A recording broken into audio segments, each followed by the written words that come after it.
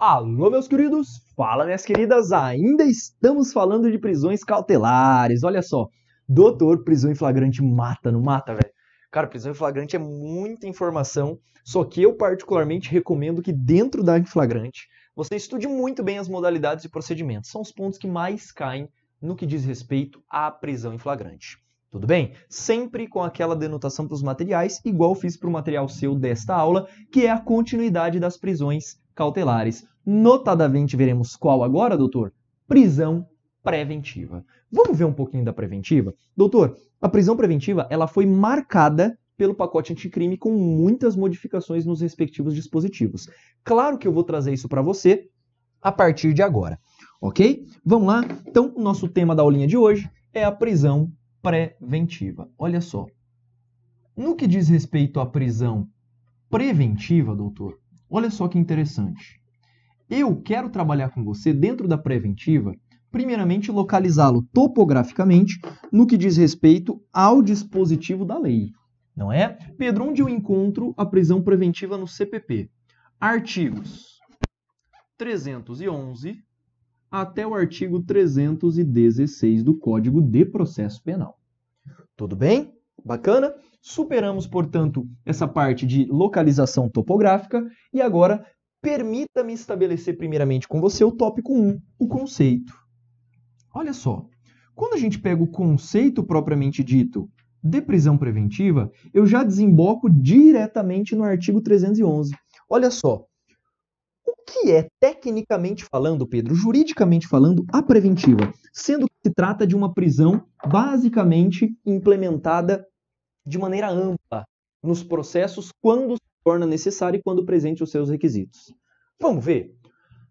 A prisão preventiva, doutor, é uma restrição cautelar que poderá ser implementada em qualquer fase do processo ou da investigação. Vale dizer, em qualquer fase da persecução criminal.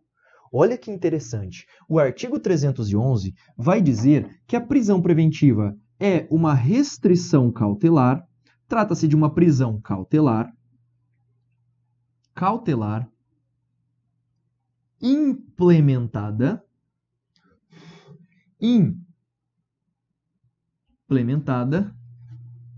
durante toda a persecução criminal. Vale dizer, toda persecutio criminis, toda persecução criminal. Ou seja, ela pode ser implementada, e entenda toda a persecução da seguinte forma.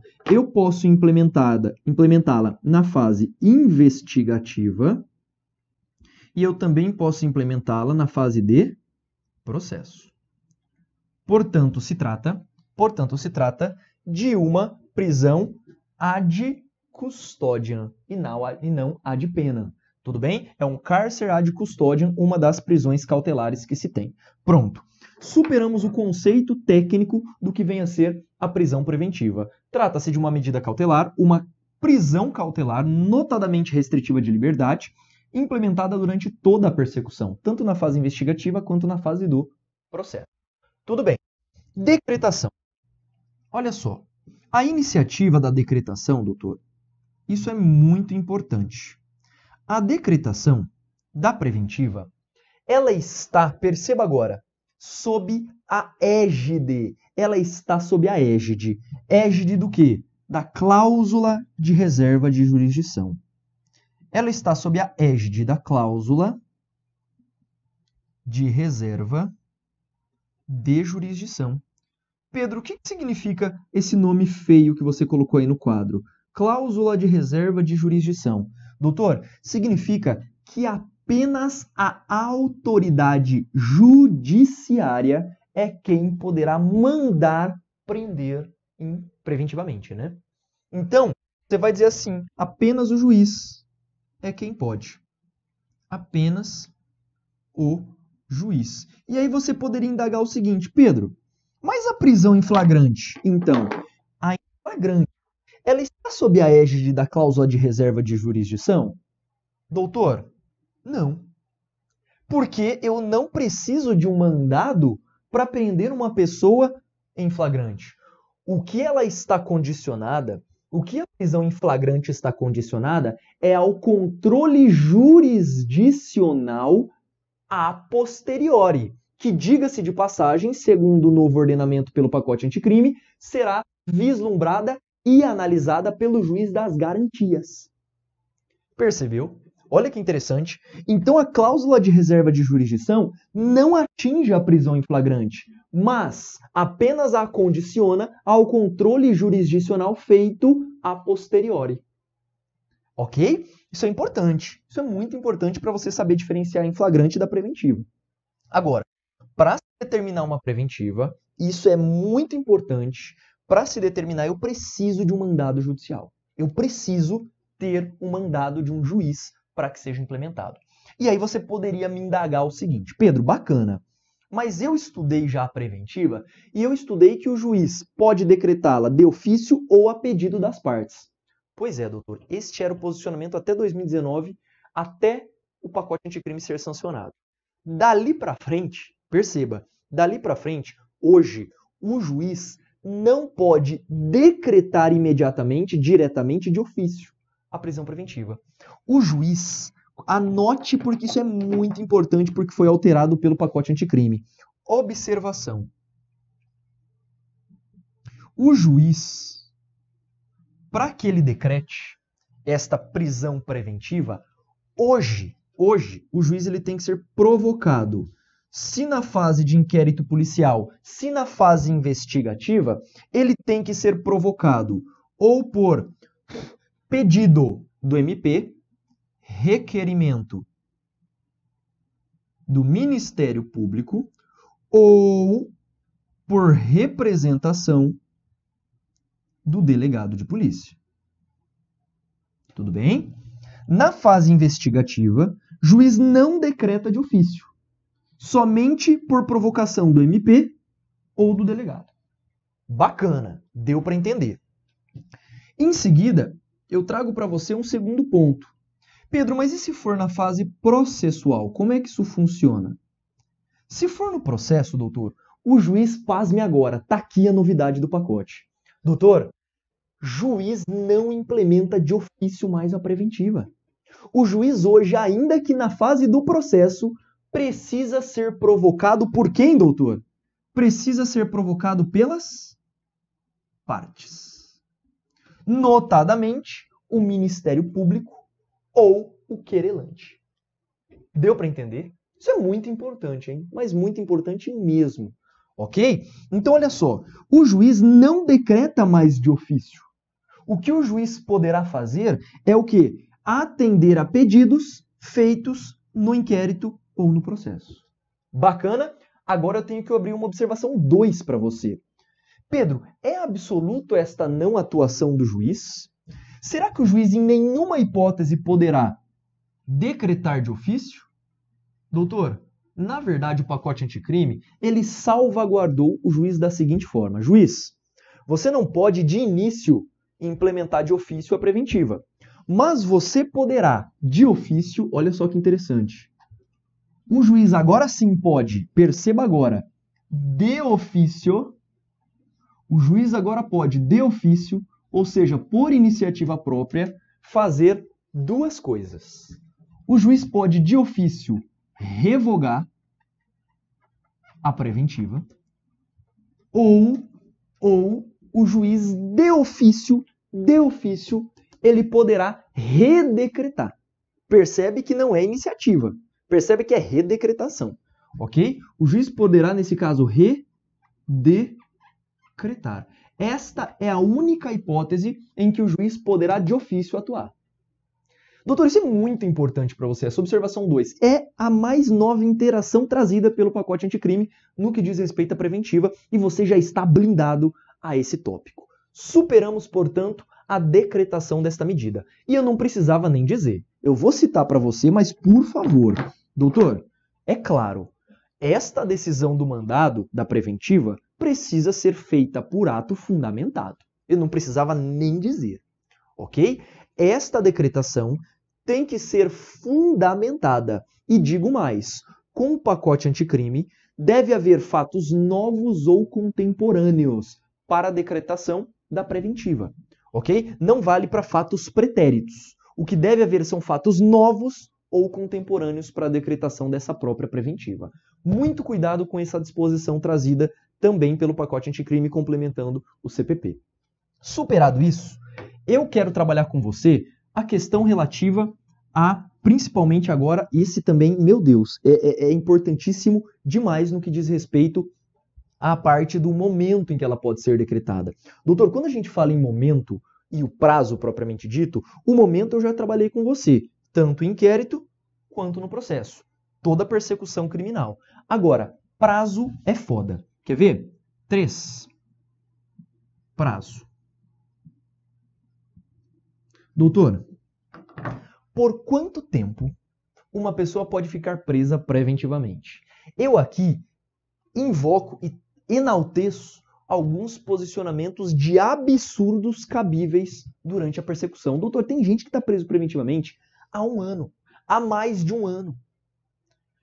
Isto, do ponto de vista técnico-jurídico, é um absurdo. Isto de maneira majoritária. Isso vale tanto por pareceres trazidos pelo MP, por MPs de vários estados, inclusive por posicionamento doutrinário. O que se sugeriu no pacote anticrime foi falar o seguinte, olha só, a prisão preventiva ela não comporta prazo. A prisão preventiva subsistirá enquanto houver presente os requisitos. Portanto, segue uma coisa que a gente chama da cláusula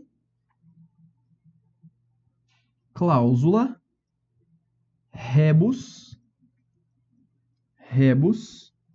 sic stantibus. Pedro, que desgraça é essa? O prazo da prisão preventiva obedece à cláusula do rebus sic stantibus. Pedro, o que é rebus sic stantibus? Doutor, enquanto houver presente aquela situação, a prisão preventiva está implementada. Se sobrevier um fato novo, pronto, ela pode ser descaracterizada e revogada. Ok? Então, olha só. Cláusula rebus sic stantibus significa da forma que as coisas estão. Doutor, você nesse momento está estudando para concurso. Você estuda para concurso até quando? Até você passar, até vir um concurso público com a sua aprovação e respectiva nomeação. Claro, só para de estudar depois de nomeado, não é? Nesse caso, o fato de superveniência de determinada situação, aí sim pode, por exemplo, inovar a preventiva, como, por exemplo, revogando-a. Tudo bem? Então, isto é a cláusula rebus sic stantibus. Só que o pacote anticrime, mais uma vez, vem comigo e inovou. Olha que interessante. Para evitar, doutor, grandes dilatações no que diz respeito à restrição da liberdade pela preventiva, o pacote anticrime veio e disse o seguinte, olha só, juiz, você de ofício, inclusive, poderá reavaliar as condições desta preventiva a cada 90 dias. A cada 90 dias deverá haver uma reavaliação da presença ou não dos requisitos de implementação da preventiva. Olha só o que o pacote anticrime fez. Ele estabeleceu um lapso temporal de avaliação. E esse lapso de 90 dias, eu não preciso nem dizer que não cai. Vai cair muito em prova. Vai despencar em prova.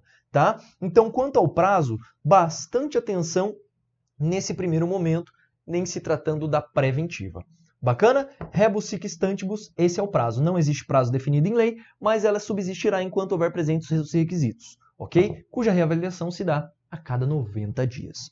Superamos o terceiro tópico, vamos para o quarto. Pressupostos cautelares. Doutora, eu não preciso nem dizer muito aqui, não é? Como assim, Pedro, não precisa nem dizer muito? Olha só. Quando nós trabalhamos com os pressupostos cautelares da preventiva, eu preciso trazer para você o seguinte, olha só. Aqui você já sabe quais são eles, até porque nós já estudamos, mas vem comigo de novo. 4.1. Eu preciso do periculum libertatis, sim ou não? Que inclusive foi sedimentado, positivado hoje na lei. 4.2. Eu preciso também do chamado fumus comissi, sim ou não? Delicti. eu preciso desses dois. Periculum libertatis, que é representado na forma do GOP, GOI, SIC e ALP, lembra? Garantia da ordem pública, garantia da ordem econômica, conveniência da instrução criminal e também para aplicação da lei penal. A lei estabeleceu um quinto elemento, que traz justamente a questão relativa a quê? Ao periculum libertatis propriamente dito, tá? Fumus comitio delicti, indícios de autoria e prova de materialidade. E aqui, lembra o seguinte, para a implementação da preventiva, eu preciso de fatos novos ou fatos contemporâneos. Ok? Muito importante é que você entenda o que está escrito destacadamente aqui para você, nisso que deveria ser uma nuvem. Beleza? Minha coordenação motor não é muito boa quando está de lado aqui no quadro, não.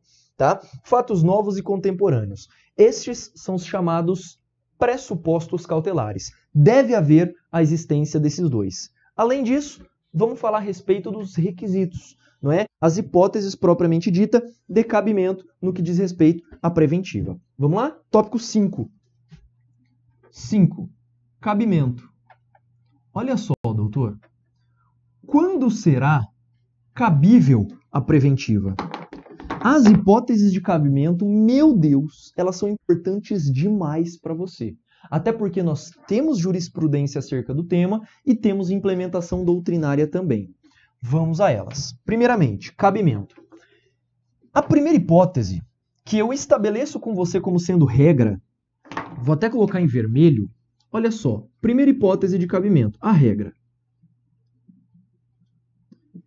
Implementar-se-á a prisão preventiva em crimes dolosos,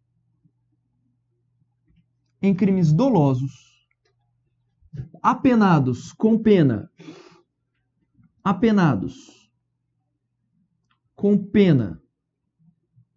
privativa de liberdade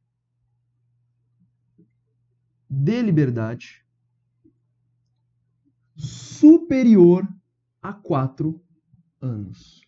Doutor, eu aqui lhe impeço toda a atenção do planeta. Primeiro ponto importante. A regra é que a preventiva só cabe a crimes dolosos. Só cabe em crimes dolosos. A pena privativa de liberdade cabível aqui, você vai dizer que pode ser tanto reclusão quanto detenção. Pode ser qualquer uma delas. Reclusão ou detenção. Ambas são consideradas penas privativas de liberdade. Agora, esse último ponto aqui, ó, superior a 4 anos, isso aqui eu vou chamar muito a sua atenção, porque é isso que a banca muda na maioria das vezes. A banca fala superior ou igual, ela fala inferior a 4 anos. Doutor, não. Deve ser superior a 4 anos. Por exemplo, cabe a prisão preventiva no crime de furto, doutor? Não, não cabe, ok? Não cabe a preventiva no crime de furto. Muito cuidado. Pelo menos não a priori, se não houver aumento de pena ou furto qualificado, ok? Então, olha só, no furto simples, não cabe a preventiva porque o furto simples tem pena máxima de 4 anos. Isso é muito importante para você. Essa é a regra.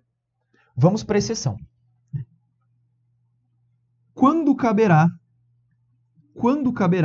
excepcionalmente a prisão preventiva? 2 casos de exceção. Primeiro, quando houver reincidência, quando o indivíduo for reincidente em crimes dolosos. Em crimes dolosos. Olha só, essa reincidência em crime doloso, a lei não estabeleceu para nós qual seria a pena desse crime doloso. Então deve haver reincidência em crimes dolosos, reincidência em crime doloso, ok? Esta reincidência, perceba, ela tem que acontecer nos últimos 5 anos. Nos últimos 5 anos. Ou seja, ele deve ter praticado o crime doloso há 5 anos. Não vou falar há 5 anos atrás, porque A que eu usei aqui é com H, e A com H indica passado. Beleza? Há 5 anos atrás é pleonasmo, filho. Beleza? Então, últimos 5 anos. Reincidência em crimes dolosos nos últimos 5 anos. E aí nós temos uma jurisprudência do STJ que eu quero trazer para você. Pedro, beleza. Mas se o indivíduo, a lei fala reincidência em crimes dolosos, e se o indivíduo praticou um ato infracional nos últimos 5 anos? Conta ou não conta como reincidência? Doutor, essa porra subiu para o STJ. E para o STJ, ainda que ato infracional não seja crime, o STJ falou que sim, conta-se ato infracional sendo possível da implementação da preventiva. Segundo o STJ, sim, é possível ser implementado em caso de ato infracional. Cara, isso é importante, hein? Isso aqui já foi cobrado pelas principais bancas, tá? Então, bastante cuidado no que diz respeito a esse ponto redigido ao ato infracional. Qual seria a segunda exceção? A segunda exceção seria o descumprimento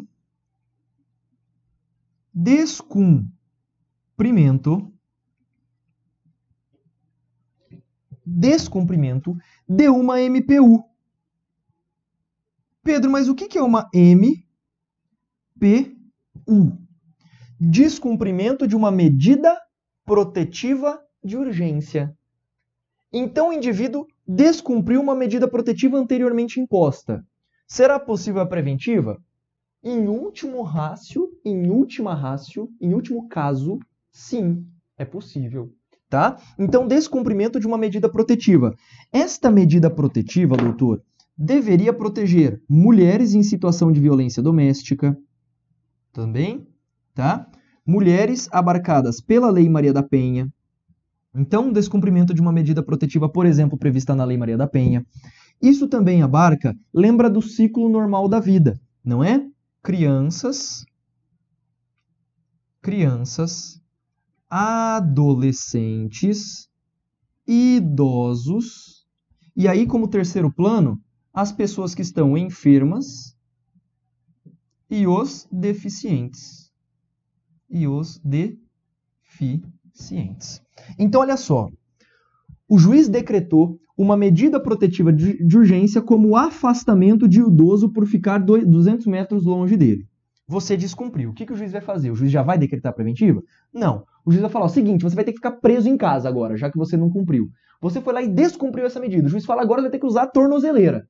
Você descumpriu a porra da tornozeleira. Doutor, aí sim, o juiz não tem mais o que fazer. Aí o juiz falou o seguinte, ó, te dei 3 medidas, você não cumpriu nenhuma das 3. Cara, vamos fazer o seguinte, você tá preso preventivamente porque você praticou, por exemplo, um crime contra o idoso. Pronto. Foi decretada uma medida protetiva relativa a um idoso, você não cumpriu, pronto, nesse caso, será preso preventivamente.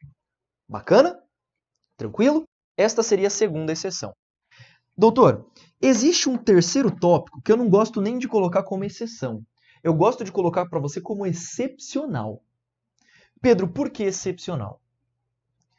Porque alguns doutrinadores costumam dizer que é um absurdo esta próxima medida que eu vou citar para você. Pedro, absurdo? É absurdo. Por quê? Olha só, será excepcional a prisão da pessoa que não se identificar. Quando não for possível, eu vou até colocar em azul, quando não for possível a identificação civil.